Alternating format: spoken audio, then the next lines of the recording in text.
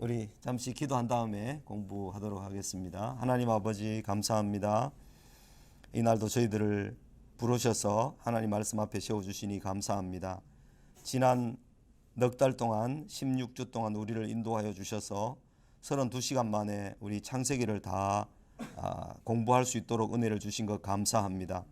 하나님 아버지, 우리가 하나님 말씀을 이렇게 자세하게 또 깊이 성경 전체를 뒤적여 가면서 공부를 하는 것이 쉽지 않습니다. 그러나 또 충분하지도 않고 또 모든 것을 다 기억할 수도 없습니다. 그러나 하나님께서 우리에게 주신 이 진리의 말씀을 통해서 우리가 적용해야 될 것과 우리가 순종해야 될 것을 잘 찾아낼 수 있도록 은혜를 주셨사오니 하나님 아버지, 우리에게 하나님의 말씀을 따라 사는 이 모든 삶의 은혜를 베푸셔서 한평생 하나님과 동행하며 하나님의 말씀을 따라 순종하며 살게 해 주시옵소서.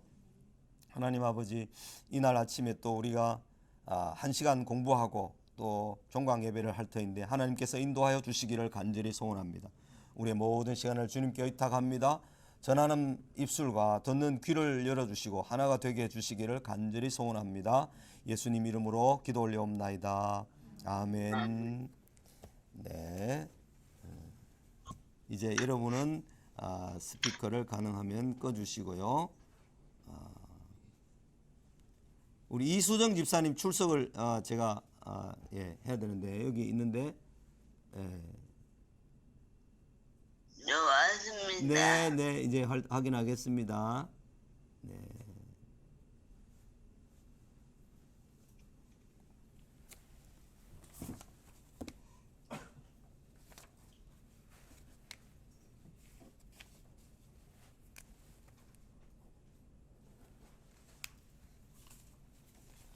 네, 오늘은 84쪽 3페이지 정도 남겨둔 84쪽에 있는 말씀을 공부를 합니다. 창세기 49장 13절에서 28절까지 있는 말씀입니다.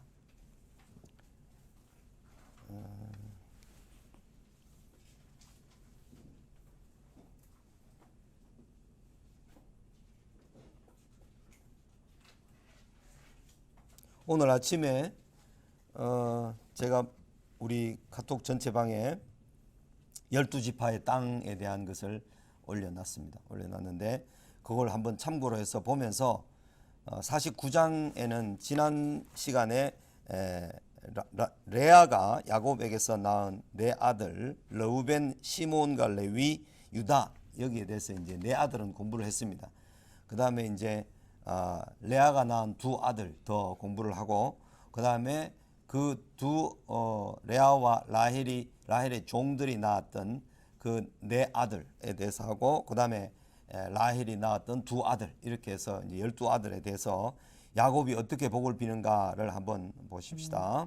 야곱의 축복에는 레아가 낳은 6아들과 라헬이 낳은 두 아들 사이에 종이 낳은 4명의 아들이 놓여 있습니다. 이것은 야곱이 하나님의 뜻을 깨달아 자녀들을 편애하는 마음이 사라졌음을 말해주는 것 같습니다. 12아들들에 대하여 야곱은 각 사람의 분량대로 축복하였다, 그렇게 말씀을 했습니다. 28절에 보면 49장 28절에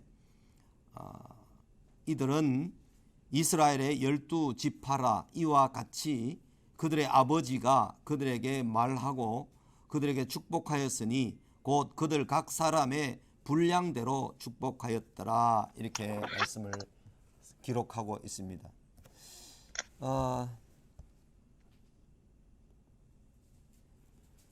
이 야곱이 12아들들을 축복할 때 다 모여라 해서 12아들이 다 모인 가운데, 그죠? 각 아들을 위해서 복을 비는데 이 아들에 대한 복이 많고 중하고 크고 이런 사람이 있는가 하면 이 아들의 복은 작고 보잘것없고 혹시 저주같이 느껴지는 그런 복이 있습니다. 그럴 때 교회의 가장 큰 특징이 모이는 것과 듣는 것, 말씀을 선포하고 가르치고 함으로 듣는 것, 이게 이제 아주 중요하게 두 가지 요소가 있다고 지난 과에서 앞 페이지에서 나와 있습니다. 하나는 모으라, 듣는다. 이게 교회라는 것의 가장 큰 특징이 이게 카할이라는 말인데요. 카할이라는 말인데 이게 이제 모으다 이런 뜻이에요. 모으다. 이 콜, 부르다, 뭐 비슷한 발음이죠. 카할, 콜, 부르다 이런 뜻인데 모으다 이것하고 그 다음에 들으라, 샤마라는 거죠. 이스라엘아 들으라, 샤마 이스라엘 할 때 이 들으라, 신명기 8장에 6장에 나오는 이 말씀, 샤마라는 이 말과 가할이라는 이 말이 이게 가장 큰 특징이 하나님의 교회의 특징이에요. 교회의 특징. 오늘날 교회를 표징을 하나님의 말씀의 바른 선포, 성례 시행, 권징 시행 이 세 가지가 종교개혁자들이 교회의 표지라고 이야기를 했는데 구약적인 의미에서 광야 교회 또는 구약의 시대의 족장들의 가족들의 교회 이런 것을 따져볼 때 가장 큰 특징은 뭐냐 하면 이 가할이라는 것과 샤마라는 이 말인데 모여라 들으라. 그래서 교회는 모이는 것이 가장 큰 특징이 있고 또 함께 하나님의 말씀을 선포하고 듣는 것, 이것이 가장 중요한 특징으로 교회가 해야 될 일이고 할 일입니다. 그래서 이걸 자세히 들여다보면 이게 마태복음 4장 23절과 9장 35절에 보면 예수님께서 두 번씩이나 마태는 뚜렷하게 예수님께서 유리하며 이스라엘 백성들에게 목자가 없으므로 유리하며 고통하는 백성들을 가르치시고 그 다음에 선포하시고 고치시니라 하는 이 말씀이 두 번씩이나 들어있어요. 여기에 가르치시고 선포하시고 고치시니라. 이 가르치시고 선포하시고 고치시니라는 이 말씀 속에 이것하고 연결되어 있는 부분이 다 있습니다. 그죠? 선포하고 그 다음에 고치고, 이 고치는 것이 모임의 특징이고, 그래서 모여서 함께 기도하고 병 낫기를 위해서 간구하고 이럴 때 이제 치료가 되는 이런 것과 신약의 예수님이 가르치는 이 교회의 모습, 가르치고 선포하고 고치고 치료하고 하나님 말씀으로 사람들이 높고 변화되고 이런 모습하고 구약 교회의 모으다 그 다음에 가르치다 또는 듣게 하다 이런 것이 다 이제 연결되어 있는 거죠. 그래서 12 아들들이 만약에 이 유다만 따로 불러서 복을 빌고 그 다음에 단지파는 단지파 따로 불러서 복을 빌고 이렇게 했다면 이게 이제 다른 지파가 불만을 느낄 수 있고 그걸 녹음해놨나? 녹음기가 있나? 아무것도 없잖아요. 그러니까 다 모여서 이 아들에 대한 내용을 상세하게 다 듣도록 하는 거죠. 이 아들에 대한 복을 다 듣도록 함으로써 그들이 나중에 엉뚱한 소리 안 하도록 또 그들이 나중에 치우친 대로 가지 않도록 서로 싸우지 않도록 이렇게 이제 해야 되는 거죠. 12지파에 대한 이런 하나님의 야곱의 입을 통해서 계시가 주어질 때 그 계시는 먼 미래를 내다보는 그런 하나님의 계시적 성격이 있는 것인데 12지파에 대한 이 야곱의 기도는 나중에 모세가 신명기 끝에 가서 12지파에게 또 복을 비는 내용이 나옵니다. 거기에는 지파들의 순서가 어떻게 되어 있는지를 이렇게 또 보면 또 다른 것이 있고요. 또 그 다음에 나중에 민수기에 가서 수를 세잖아요. 12지파에 대한 수를 쭉 세잖아요. 민수기 처음에 세고 민수기 끝에 또 세요. 그 다음에 이제 어디 가서 세는가 하면 쭉 세다가 나중에 이제 마지막으로 요한계시록의 12지파에 대한 이름이 요한계시록 7장에 이렇게 나옵니다. 인맞은 자 나올 때 14만 4천 명 인맞은 자 나올 때 나오는데 거기에 보면 어떤 경우에는 이제 숫자를 셀 때 보면 민수기의 마지막 부분에서 이스라엘 백성이 광야 끝 부분에 마지막에 수를 셌을 때는 시므온 지파의 수가 엄청나게 많이 줄어듭니다. 시므온 지파가 반 이상 줄어들어 버려요. 4만 몇 명에서 2만 몇 명으로 줄어드는데 왜 그런가 하면 이 바알볼 사건에서 제일 심각하게 그 미디안 족속들의 여인들에게 유혹을 받아서 제일 심각하게 빠져버렸던 지파가 이 시므온 지파예요. 시므온과 레위가 칼을 쓰는 사람들로 있었는데 그 중에 시므온 지파가 제일 심각하게 그 바알볼 사건에서 죄에 빠졌고 그 시므온 지파를 심판했던 사람이 레위 지파 사람이었어요. 그렇게 되기 때문에 레위 지파는 하나님의 제사장으로서 여호와 앞에 날마다 나아가서 예배 드리도록 하는 신분으로 확인이 되고 회복이 되지만 시므온 지파는 유다 지파의 땅 안에 완전히 이 유다 지파의 땅 속에 시므온 지파가 있다가 나중에 시므온 지파가 많이 흩어지고 지파의 어떤 땅이나 이런 것이 없어지게 됩니다. 그렇죠? 그러니까 시므온 지파는 유다 땅인데 유다 지파에서 나중에 남북 이스라엘이 갈릴 때는 유다와 베냐민 지파만 남쪽에 있는데 시므온 지파는 유다 땅에 있지만 없는 거예요. 그러니까 이게 사라지는 거죠. 이런 특징을 우리가 좀 볼 수가 있는데 4명의 아들에 대해서는 그렇게 이제 받고 그다음에 하는 야곱의 축복에서는 10번째 아들인 스불론부터 이야기합니다. 왜 10번째 아들인가 하면 레아가 4명을 낳고 그다음에 2명을 더 낳고 그다음에 또 4명을 낳고 그다음에 이제 라헬이 2 아들 낳잖아요. 그래서 12이 되는데 그러니까 야곱이 12아들을 축복할 때 4아들을 딱 먼저 해놓고 난 다음에 10번째 태어난 레아의 아들이었던 스불론부터 먼저 이야기를 하는 거죠.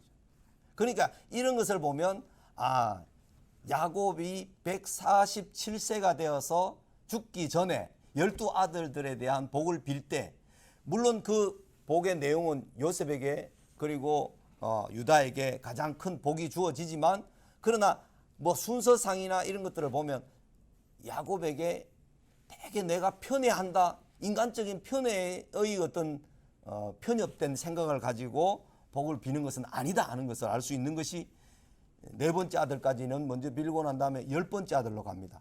그죠? 그렇게 이렇게 나오는 것을 보면 10번째 아들인 스불론은 레아의 6째 아들로 거함이라는 뜻인데 이사갈이란 이름은 값이란 뜻이며 레아가 맏아들 르우벤이 구해온 합한 채로 라헬에게 값을 주고 남편 야곱을 사서 동침함으로 얻은 야곱의 9번째이며 레아의 5번째 아들이었다. 그러니까 6번째 아들 레아의 6번째 아들부터 먼저 빌고 5번째 아들을 복을 빌고 이런 순서로 이제 갔죠. 그죠?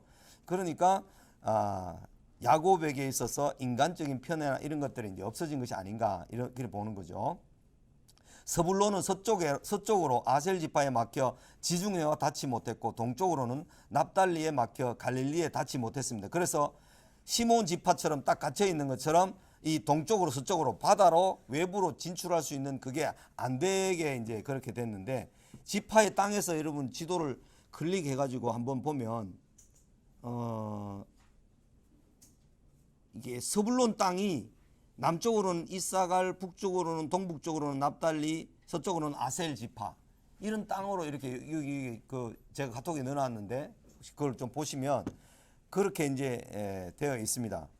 그래서 모세가 축복한 신명기에 보면 스불론이여 너는 밖으로 나감을 기뻐하라 이렇게 말을 했는데 이제 내륙의 그 바다로 진출할 수 없어서 딱 갇혀 있는 그런 모습 때문에 아마 이런 모세가 축복을 했을 것이다 이렇게 짐작을 하는데 스불론 지파는 이 드보라와 사사 시대에 하솔왕 야빈과 싸울 때에 죽음을 무릅쓰고 목숨을 아끼지 아니함으로 전투에 참여했습니다.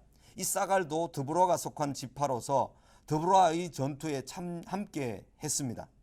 이사갈이 스불론과 함께 언급되는 것은 창세기 49장과 신명기 33장에 함께 꼭 언급됩니다. 이사갈 지파, 이사갈 지파가 스불론에 포함되었을 것으로 짐작되기 때문이다. 그래서 사사기에는 지파가 언급되지 않았습니다. 그죠? 이사갈 지파가 사사기의 1장에서 12지파들의 언급이 쭉 되는 것은 사사시대의 가장 중요한 특징은 사사기 1장에 많은 지파들이 다 이름이 나오지만 누구의 이름이 제일 먼저 많이 나오는가 하면 유다라는 이름이 제일 많이 나옵니다. 마태복음 1장에서 누가 누구를 낳고 하는 그 말씀에서는 이름이 다 두 번밖에 안 나오지만 다윗의 이름이 제일 많이 나오는데 직접적으로 다윗의 이름이 5번 나온다 그랬죠. 그것처럼 사사기에서 전부 다 지파들은 그 지파들이 승리하고 또는 승리하지 못했던 것에 대한 기록이 나오지만 유다 지파는 우리 중에 누가 먼저 올라가리까 유다가 먼저 올라갈지니라. 유다 지파가 사사기 1장에는 아주 많이 나옵니다. 왜 그런가 하면 사사시대 전체의 기록들이 아마도 다윗 시대 이전의 사무엘 시대에 기록되었을 가능성이 많습니다. 그래서 사무엘이 다윗을 알고 다윗을 통해서 유다 왕국을 하나님께로 온전히 말씀으로 돌이키게 할 역할을 할 것을 사무엘이 알았기 때문에 사무엘이 기록한 사사시대의 역사 전체는 에브라임 지파에서 지도력이 유다 지파로 넘어가게 되는 그 과정 중에 있음을 보여주기 위해서 사사시대 전체는 유다라는 이름이 제일 많이 나오고 유다가 맨 먼저 올라가서 싸울지니라 이렇게 항상 나오기 때문에 사사시대의 의미가 거기에 있다는 거죠. 사사시대의 중요한 특징은 12지파의 공동체가 이스라엘 땅에 이렇게 12지파가 땅이 흩어져 있는데 어떤 곳에 있든지 동쪽에 있든지 남쪽에 있든지 북쪽에 있든지 외세와의 전쟁이 있을 때 12지파는 각각 그 지파의 분량대로 동수나 아니면 인구수대로 해서 1000명씩 2000명씩 군사들을 징집해서 모아서 외부에 있는 적들 또는 블레셋, 애굽 또는 뭐 북쪽에서 오는 적들과 싸워야만 했는데 사사기 시대의 가장 큰 특징은 12지파들 중에 다 같이 1000명씩 2000명씩 그 장정들을 모아서 전투에 참여하게 했을 때 어떤 지파는 우리는 참여 안 하겠다. 이 뒤로 물러가 있는 거죠. 전쟁이 다 준비되어 있고 말과 창과 이런 것들이 다 있는데도 불구하고 전쟁에 참여 안 하는 거죠. 강 건너 불구경하듯이 그래 너희들이 싸워서 해봐라. 이런 식으로 했던 시대가 사사시대입니다. 그래서 그 대표적인 지파가 에브라임 지파입니다. 가장 유력했고 책임이 가장 강해야 됐을 에브라임 지파가 그 책임을 유기해버렸습니다. 그럼으로써 에브라임 지파가 시편 78편에 보면 버림을 받고 유다 지파에게로 속히 그 지도력이 옮겨가죠. 그 과정이 사사기에 잘 나타나 있습니다. 에브라임 지파에서 여호수아의 지도력에서 그 다음에 사사시대 전체를 지나면서 사무엘이 물론 그 에브라임 지파지만 처음과 끝이 사사시대의 처음과 끝이 에브라임 지파의 지도력이 있지만 여호수아와 사무엘이 그러나 그 사이의 모든 상황들을 보면 유다 지파로 지도력이 옮겨가는 과정이다.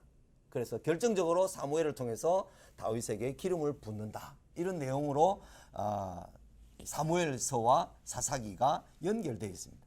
그렇게 되어 있음을 알 수가 있습니다. 오늘날도 뭐 예를 들자면 이런 겁니다.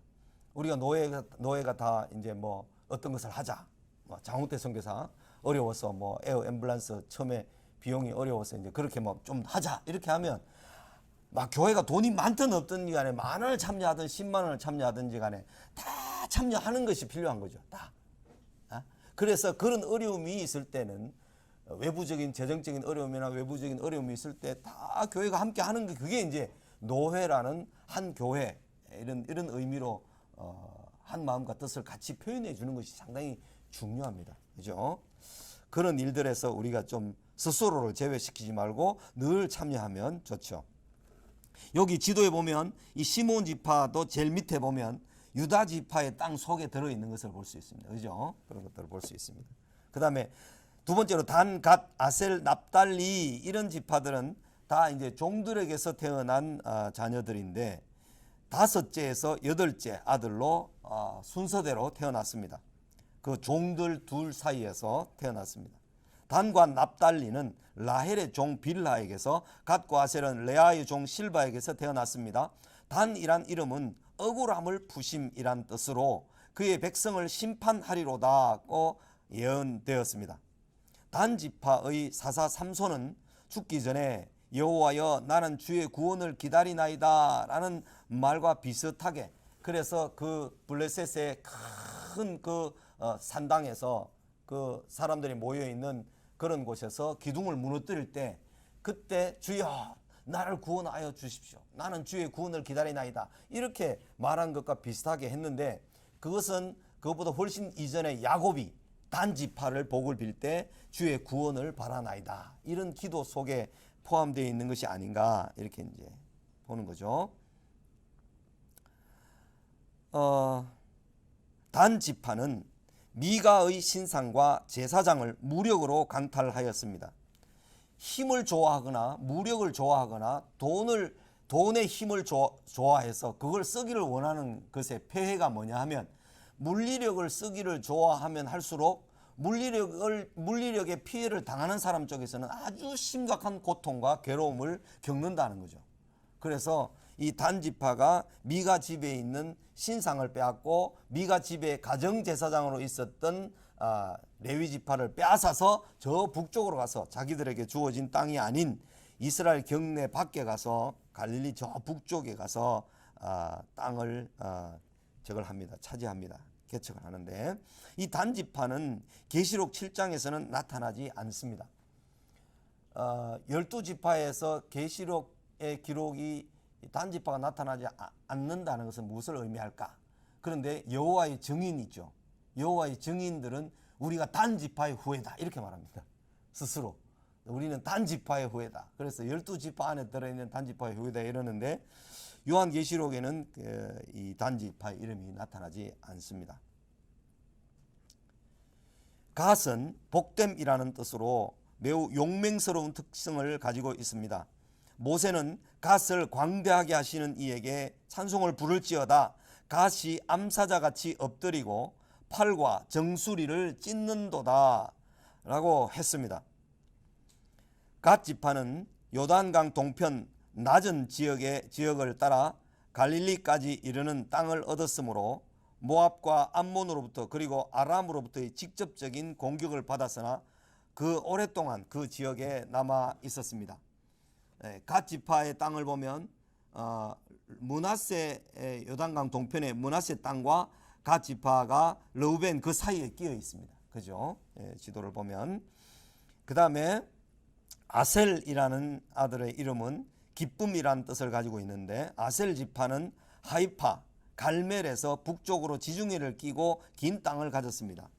여기 아셀 지파가 여기 지도에 보면 우리나라 포항의 그 꼬리, 그죠? 호랑이 꼬리 나와 있는 그 부분처럼 왼쪽으로 지중해 돌출돼 있잖아요. 요 지도 여기가 하이파고 여기가 갈멜입니다. 지금으로는 이 하이파라는 도시인데 여기 위로부터 쭉 길쭉하게 지중해를 끼고 있는 그런 땅이 이 아셀 지파의 땅인데 거기서 나는 것은 기름져서 왕의 수라상에 바쳐졌습니다. 그것은 모세의 축복에도 잘 나타납니다. 그래서 이 아셀 지파의 땅에서 지금 이 아셀 지파가 가지고 있는 땅 거기에 기름짐에 대한 이야기가 나오는데 그 기름짐 때문에 우리 조상들에게 준 하나님의 땅에 우리 이 본토에는 지금 석유가 이스라엘 땅에는 안 나는데 석유가 있을 것 같은데 어디에 있을까? 학자들이 이제 랍비들이 고민을 하다가 아셀 지파의 축복에서 기름짐이 있다. 기름짐. 그 이야기를 듣고 아셀 지파의 땅 지중해에다가 이제 지질 조사를 하고 시추를 했는데 거기에는 어마어마한 원유가 저장되어 있음을 21세기에 와서 이제 발견을 했습니다. 그래서 이스라엘은 이제 뭐랄까 기름에 있어서 어쩌면은 아랍들을 능가하는 최대의 산유국이 될 것이다. 이런 평가들도 하는 소리를 제가 신문을 통해서 들었습니다. 납달리는 경쟁이란 뜻으로 이 지파는 갈릴리 서북 쪽에 땅을 얻었고 서로는 아셀과 남으로는 스불론을 인접했습니다. 납달리는 노인 암사슴이라 아름다운 소리를 발하는도다 라는 복을 받았는데 모세는 은혜가 풍성하고 여호와의 복이 가득한 납달리 이렇게 말했습니다. 그런데 예수님 시대에 오게 되면 예수님 시대 신약 시대에 오게 되면 저 갈릴리 땅 납달리 땅 스불론 땅이여 거기서 무슨 선한 것이 나느냐 그것은 버려진 땅이다, 이방의 땅이라고 여겨질 만큼 누가복음에서는 그렇게 기록하고 있어요. 그런데 예수님께서는 그곳을 지역을 중심으로 해서 12제자를 모으셨고 거기에서 사역을, 중요한 사역을 많이 하셨죠. 갈릴리 지역에서. 그러니까 나다나엘 같은 사람이 예수님을 만났을 때 자기 동료들이 나사렛 사람 예수를 와보라 이렇게 하니까 나사렛에서 무슨 선한 것이 날 수 있느냐 이렇게 말하는 것은 전부 다 이 스불론과 납달리 이 지역을 천대시하는 그런 이제 그들의 의식이 있었다는 거죠. 그런데 거기에서 빛이 발하고 빛을, 영광을 나타내는 그런 장면이 이사야에서 예언되어 있는데 예수님께서 오셔서 그렇게 이제 이스라엘의 왕으로 오셔서 그 지역에서 제자들을 선택해서 12지파를 만드셨, 12지파의 상징이 12제자를 세우셨죠. 그래서 모세는 은혜가 풍성하고 여호와의 복이 가득한 납달리 이렇게 복을 빌었습니다. 요셉과 베냐민은 마지막으로 이제 나오는데 11번째, 12번째 아들입니다. 요셉은 엄청난 복을 받았습니다.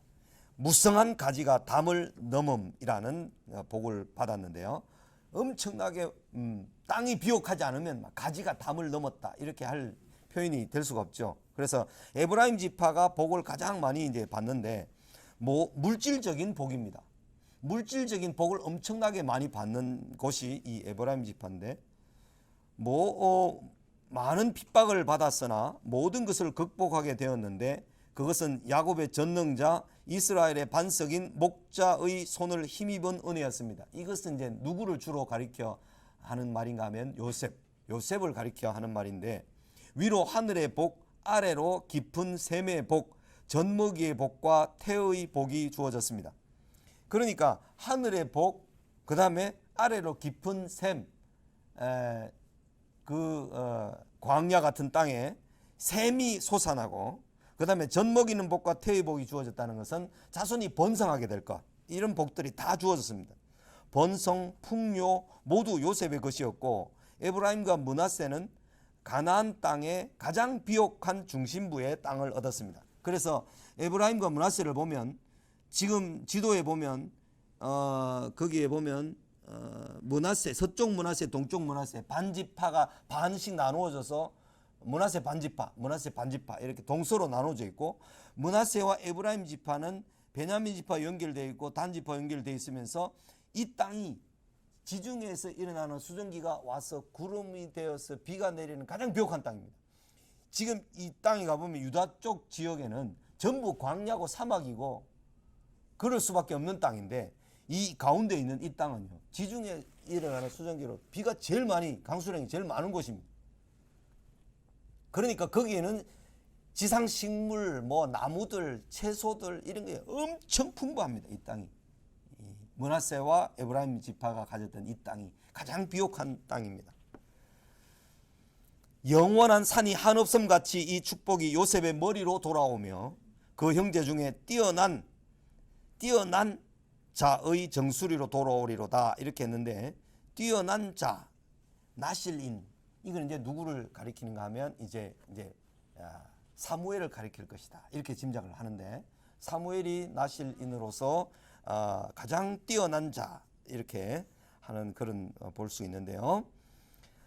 베냐민 지파는 사사기에서 레위인의 첩을 윤관한 건달들을 심판밖에 내놓지 않으므로 11지파 연합군과 싸웠습니다. 베냐민 지파는 왼손잡이가 많았고 물맷돌을 매우 정확하게 던지는 싸움꾼들이었습니다. 베냐민 전체 지파가 400명 정도 남자만 남을 때까지 물어뜯는 이리같이 11지파 연합군과 싸웠습니다. 그 베냐민 지파가 왜 그렇게 11지파의 연합군과 더불어 싸울 만큼 그렇게 했는가 하면 비류들이 왜 밤새 그 레위인의 첩을 데려가서 윤관을 하잖아요. 그리고 난 다음에 아침에 돌아왔을 때 그 레위인이 머물고 있던 그 집에서 죽었잖아요. 엎드려서 죽었는데 레위인이 12토막을 내가지고 이스라엘 지파들에게 족장들에게 다 보냈단 말이에요. 그래 보내고 난 다음에 이 12지파들이 11지파가 모여가지고 베냐민 지파의 이렇게 악독한 짓을 저지른 비류들을 내놔라 이렇게 말하는데 베냐민 지파에서는 이 비류들 건달들을 내놓지 않는 거죠. 왜 내놓지 않았는가 하면 이 건달들이 아마 장로들 그 지배 계급에 있었던 지도자 계급의 사람들의 자녀가 아니었을까. 그래서 그들은 그것을 내놓지 않고 끝까지 전쟁을 불사하고라도 우리는 그 자식들을 내놓으면 사형에 처할 가능성이 많은데 내가 못 내놓겠다. 이렇게 내가 전쟁을 하게 되는 거죠. 그런 장면이 이제 21장에 나오는데, 어쨌든 이 물어뜯는 이리 같은 이 말의 표현대로 사사시대에는 베냐민 지파가 400명이 남고 다 막 죽을 정도로, 4만 명이 400명 남다 하면 100분의 1이잖아요. 그렇죠? 99%가 죽고 1%가 남은 입장이잖아요. 베냐민 지파가. 그만큼 물어뜯는 이리로 특징을 가졌습니다. 그러나 유다 지파의 가장 가까운 지역이었고 남유다에 속해서 여호와의 사랑을 입은 자는 그 곁에 안전히 살리로다.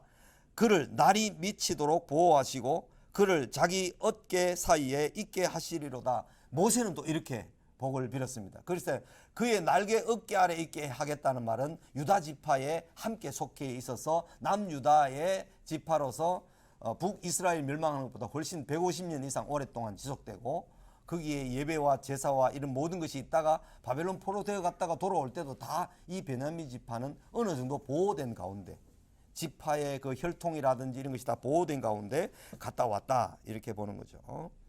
그 예언대로 유다 왕국과 운명을 함께 했습니다. 이 모든 먼 후일의 일을 야곱의 입을 통해서 하나님께서 미리 가르쳐 주셨습니다. 이것은 야곱이 개인적으로 이 아들에게는 복을 많이 빌어주고 이 아들에게는 저주를 주고 싶어서 하는 것이 아니라 하나님의 계시를 받아서 전달한 그런 의미로 이해를 해야 됩니다.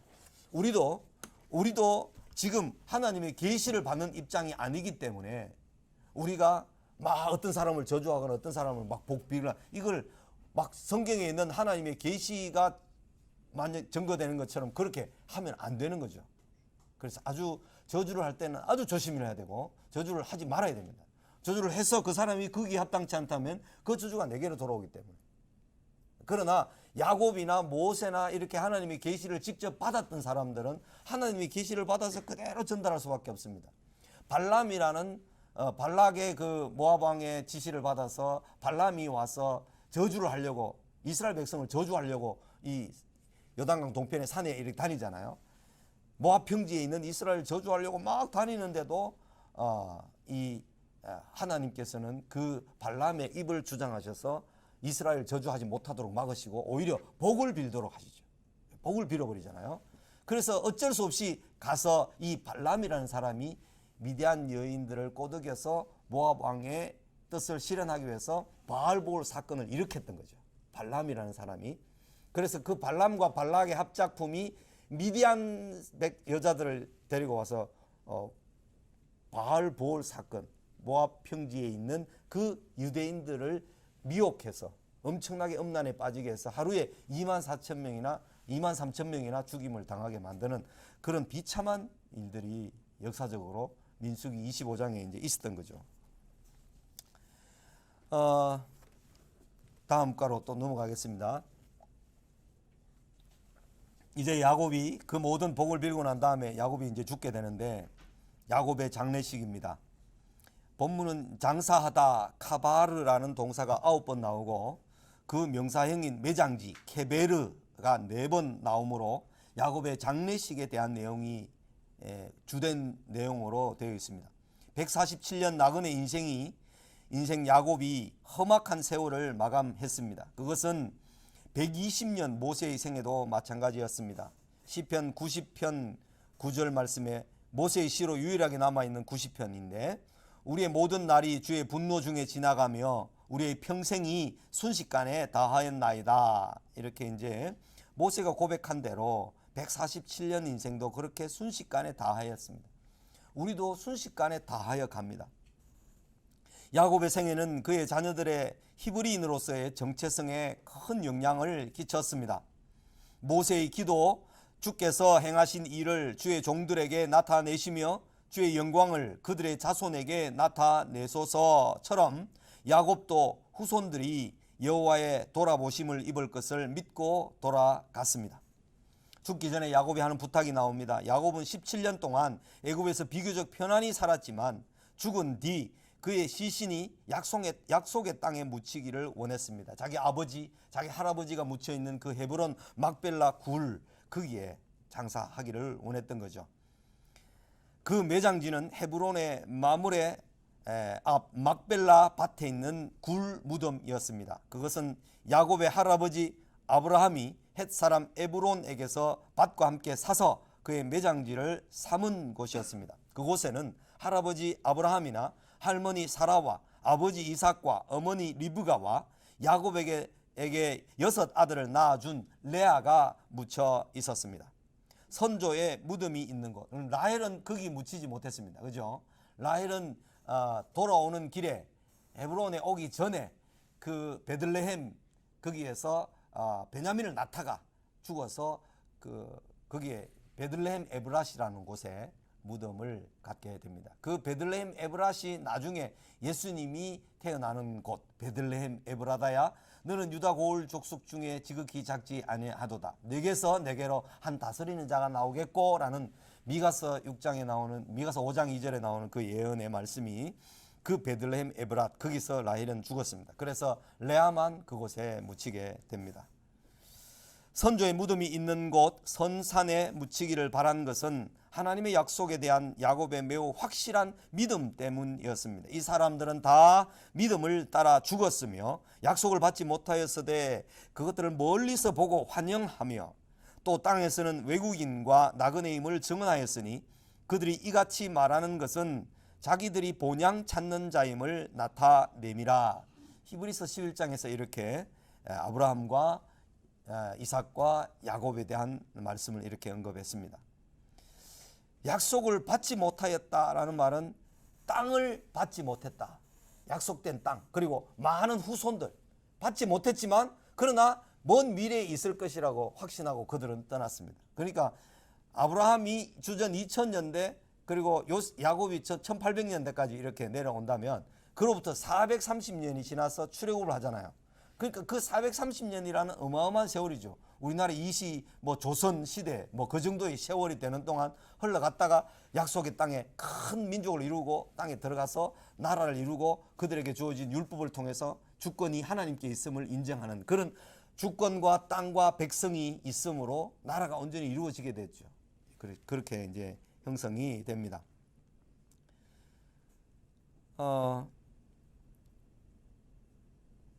상주 요셉의 부친 장례가 나오는데 애굽의 2인자였던 요셉의 부친 장례는 최대한의 모든 예가 다 갖추어졌습니다. 요셉은 야곱의 시신을 애굽의 제사장들이 아닌 의원들에게 부탁하여 향으로 처리하게 하여 애굽인들처럼 미라를 만드는 것과 구별되게 했습니다.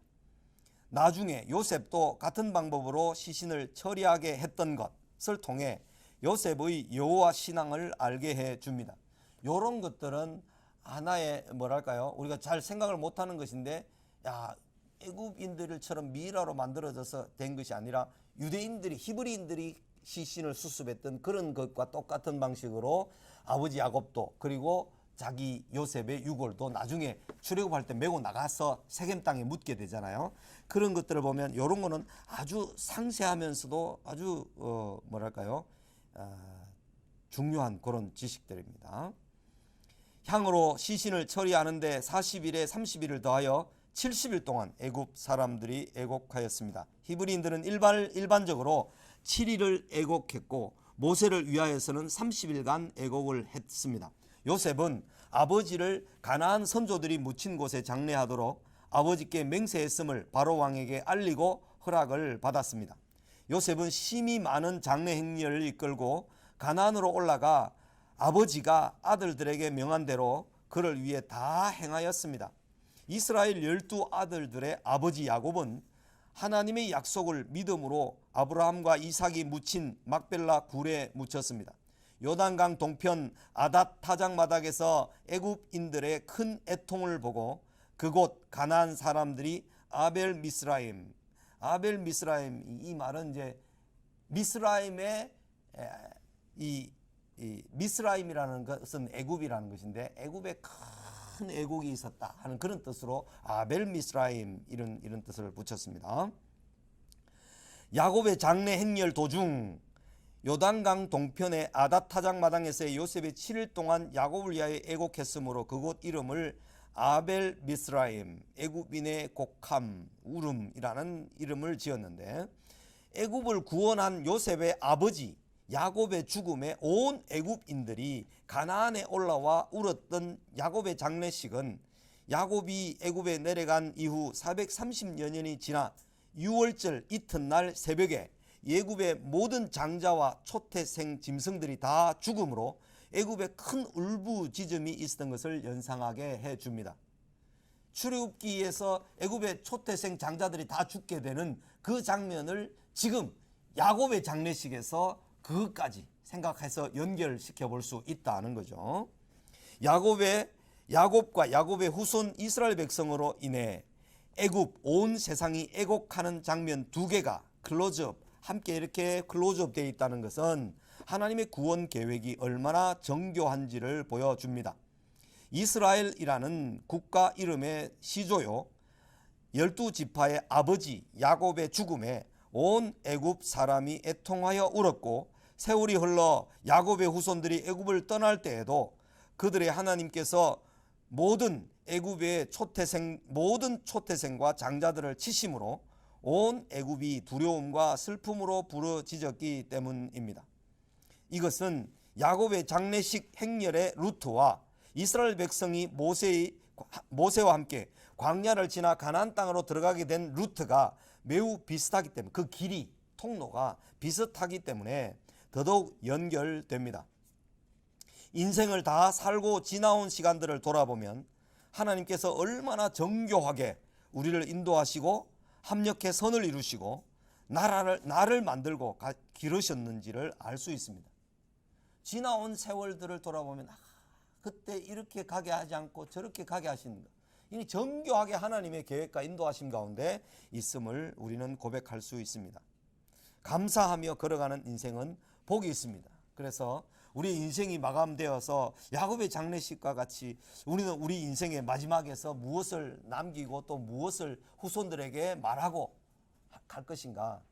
우리가 마지막으로 부탁하는 것이 죽으면서 유언을 남겨서 우리 자녀들이 믿음의 참 거룩한 삶을 살았으면 좋겠다라고 남기고 떠난 다음에 그걸 가지고 자녀들이 주님께로 돌아와서 살 수 있다면 그거 얼마나 복된 일입니까? 그죠? 영광스러운 일입니다. 제가 41살에 죽은 우리 DFC 춘천지구의 대표로 사역했던 홍모 이제 선교사님이 있는데, 이분은 자기의 사역을 20대 처음 시작하면서부터 유서를 남겨놨다가 한 2년씩 매년 업그레이드를 하면서 죽기 몇 달 전에 그 유서를 남겨놓았는데, 그 이전 것은 아내가 보지를 못했는데 마지막 유서는 아내가 봤어요. 프린트해 놓은 것을 이제 봤는데, 그 아내가 그것을 보고 나중에 남편의 갑자기 이제 자전거를 타고 가다 미끄러져서 이게 딱 돌에 박았는데 식물인간이 되어서 남편이 죽게 됐어요. 그런데 춘천의 장례식을 제가 이제 집례를 하는데 그 사모님이 우리 남편을 서울 가서 대학병원에 가서 모든 장기와 모든 쓸 수 있는 그 몸에 있는 기관들을 다 잘라내 가지고 쓰도록 50몇 사람에게 그걸 나눠줬답니다. 대퇴골의 뼈 이런 것들, 이런 뼈들까지 다 이제 쓴다 그래서 뼈까지 다 발라내고 막 각막까지부터 시작해서 그런 걸 다 발라내서 나중에 시신을 장례하고 불타서 유골을 수습할 때 보니까 못이 한 줌이 나오더라고요. 못. 왜냐하면 나무를 이렇게 해서 시신의 형상을 만들어 가지고 가죽을 입혀 가지고 일단 시신 모양을 해서 관에 넣어가 보냈으니까 그걸 다 화장을 하니까 못이 한 줌. 뼈는 머리뼈밖에 없어요.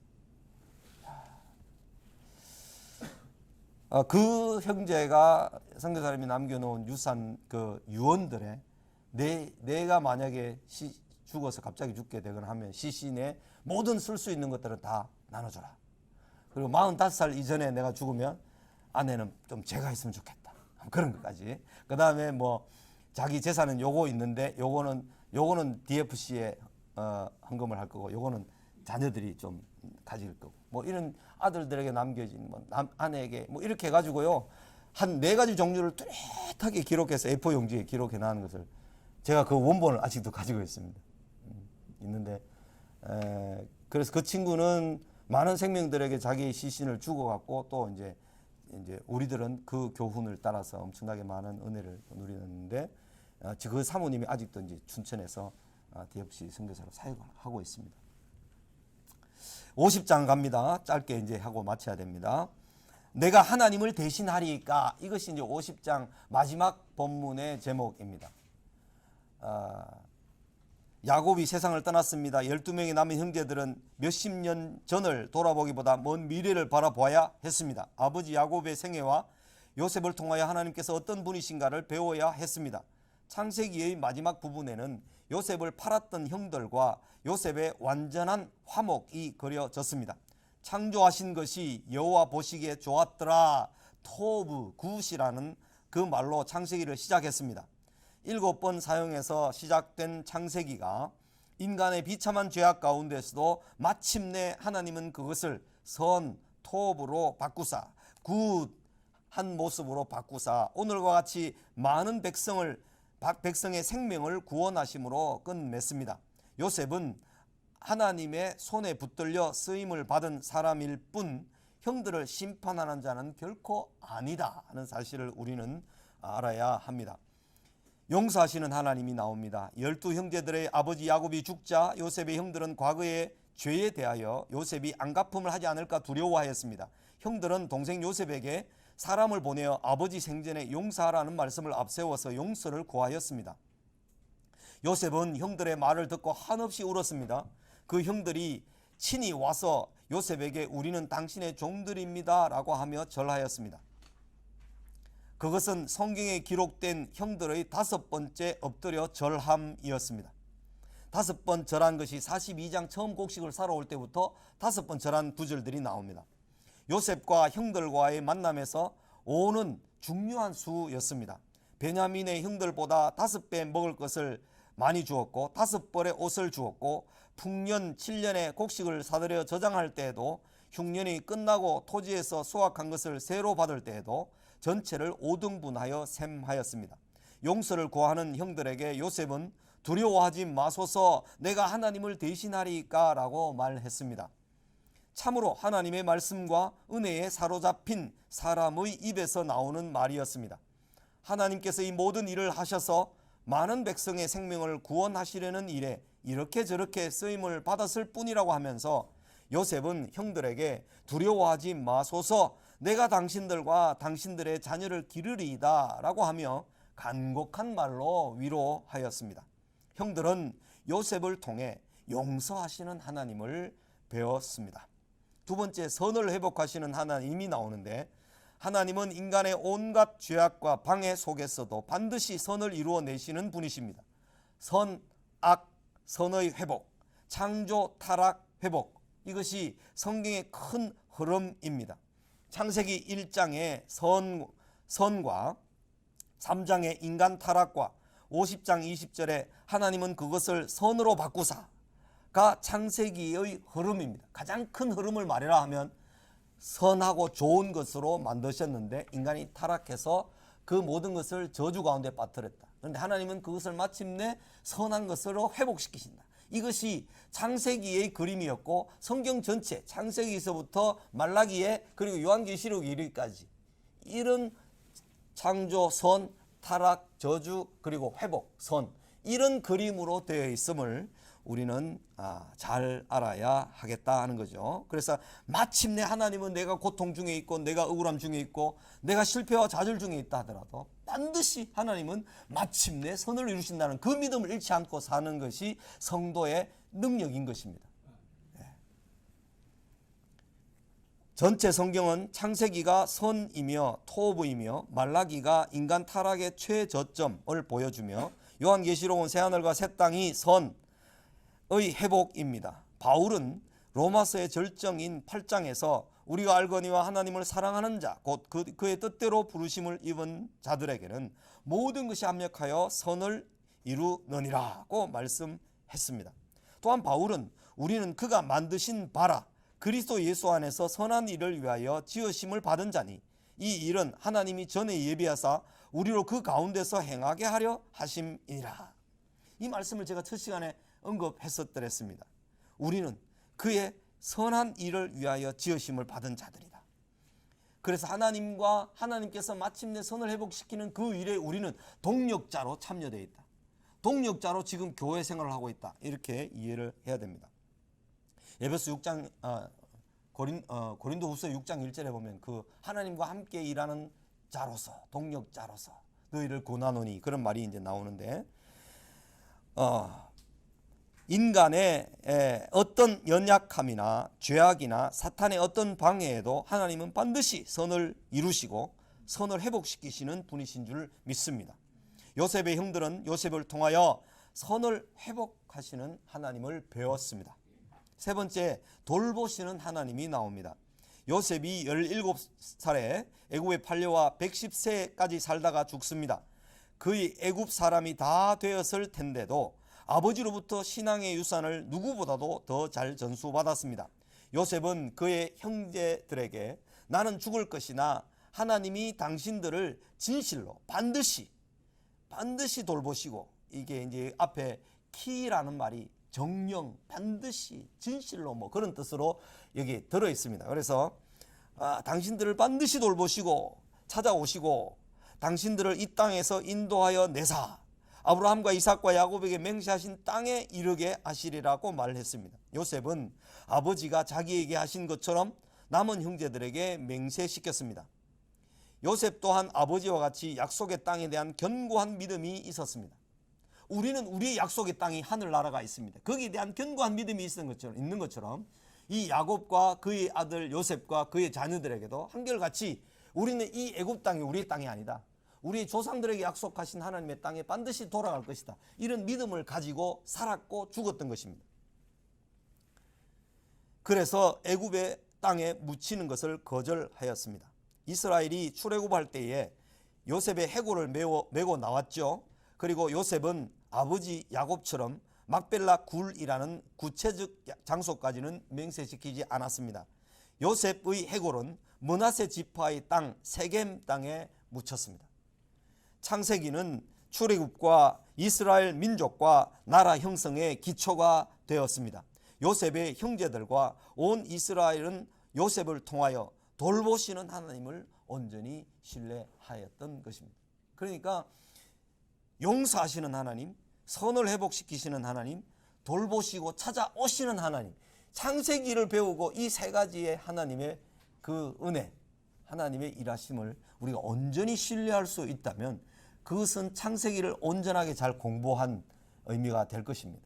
그래서 창세기를 이렇게 해서 마무리를 대장정의 마무리를 합니다. 16주간 동안 여러분 정말 수고를 많이 하셨는데 처음에는 이 코로나 시대에 어떻게 이걸 할 수 있을까 엄청나게 고민을 하고 걱정을 하고 기도를 하고 했는데 쫙 문을 열었을 때 여러분들과 같이 50명이나 되는 분들이 하나님 말씀에 갈급한 마음을 가지고 막 이렇게 막 기다렸다는 듯이 달려와서 등록하시고 이렇게 해서 우리가 한 학기 동안 정말 신나게 재미있게 유익하게 강의들을 해왔고 또 강의들을 들어왔습니다. 하나님께서 우리에게 주신 모으라 들으라 하는 이 말씀의 본래의 모습을 이 바이블 플러스를 통해서 또 구현하게 하시고 실천하게 하신 것이 아닌가 하는 생각을 하는데요. 다음 학기에도 계속적으로 좀 열정을 가지시고 등록도 해주시고 참여도 해주시고 그래서 2년 동안의 과정을 다 잘 마칠 수 있었으면 좋겠습니다. 오늘 제 강의는 여기까지 하고 잠시 기도하고 또 예배를 좀 준비하겠습니다. 주님 감사합니다. 우리에게 말로 다 할 수 없는 하나님의 은혜를 허락하여 주셔서 아담으로부터 또 아브라함으로 그리고 이삭과 야곱과 요셉을 통해서 창세기 전체를 통해서 하나님의 계획과 하나님의 뜻하심과 하나님의 기뻐하시는 것을 알게 하여 주시고 하나님께서 어떤 일을 하시며 어떤 분이신 것을 깨닫게 하여 주시니 감사합니다. 하나님 아버지, 우리가 이런 하나님을 우리 아버지로 섬기고 있음을 자랑스러워하고 기뻐하며 자긍심을 가지고 힘을 가지고 살 수 있도록 도와주시옵소서. 감사합니다. 예수님 이름으로 기도 올려옵나이다. 아멘.